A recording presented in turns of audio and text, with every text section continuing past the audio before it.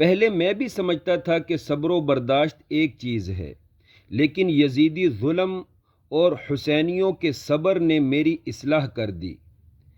حسینیوں کے صبر پر غور کرنے سے مجھے پتہ چلا کہ صبر اور چیز ہے، برداشت الگ چیز ہے۔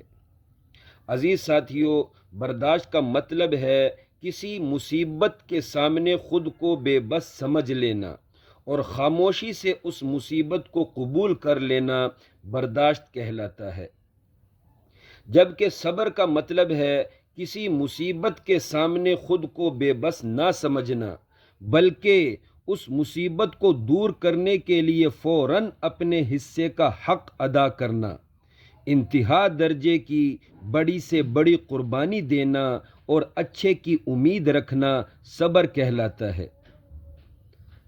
عزیز ساتھیو، یزیدی حکومت کو برداشت کرنے والے کروڑوں مسلمان تھے، لیکن یزیدی حکومت پر صبر کرنے والے، یزیدی حکومت کے سامنے صبر کرنے والے صرف 72 حسینی مسلمان تھے۔